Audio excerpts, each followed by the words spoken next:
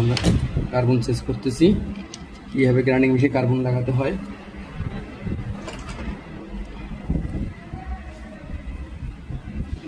দেখলে আপনারা পারবেন আশা করা যায়। ব্যাস লাগালাম, আরেকটা লাগাচ্ছি। প্রথমে এই স্প্রিংটাকে বের করে নিতে হবে, তারপরও এটা পিনটাকে বের করে এখন কার্বন 6 দিয়ে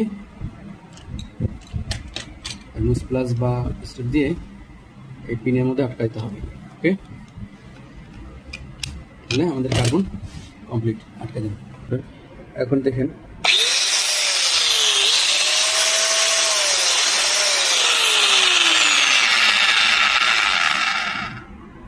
ধন্যবাদ। ভিডিওটি ভালো লাগলে লাইক কমেন্ট শেয়ার করবেন, পাশে থাকবেন, উৎসাহ দেবেন।